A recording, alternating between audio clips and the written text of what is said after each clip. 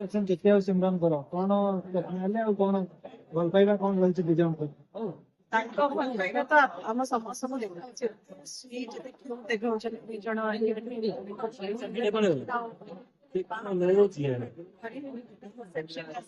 very much happy with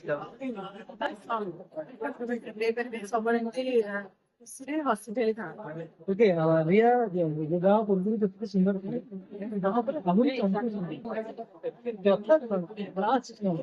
ହଉଛି ସ୍ୱାମୀର ଭଲ ପାଇବା ଆଉ ଶାଶୁ ଶ୍ୱଶୁରଙ୍କର ଆମ୍ପନି ଓକେ ଯେତିକି ସେଠି କିଛି best moment share best moment ସାଙ୍ଗମାନେ ଏବେ ଷ୍ଟେଜରେ ତାଙ୍କୁ ଆଜ ଅ ମ୍ୟାରେଡ କପଲ ଦେଖିକି ଆସିଲି ସେଇଟା ଅଧିକ ବେଷ୍ଟ ମୋମେଣ୍ଟ ଆଉ କିଛି ହେଇପାରିବନି।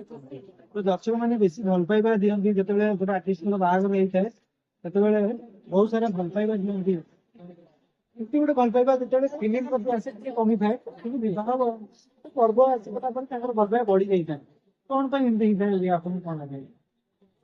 କଣ ଆପଣ ପ୍ରଶ୍ନ ଆଜିକା ଦିନରେ ମତେ ଏତେ ଡିଫିକଲ୍ଟ କ୍ୱେଶ୍ଚନ ସବୁ ଭାବିବାକୁ ମୁଁ ଏଇଠି ଆସିଥିଲି ମାନେ ସମସ୍ତଙ୍କ ସହିତ ମଜାମସ୍ତି କରିବା ପାଇଁ ଆପଣ ଗୋଟେ କାମ କରନ୍ତୁ ମତେ ପର୍ସନାଲ ଆଉ ଥରେ ଦେଖା ହେବେ ସେତେବେଳେ ମୁଁ କହିବି ଆପଣ ବାହା ହେଲେ କି ନାଇଁ?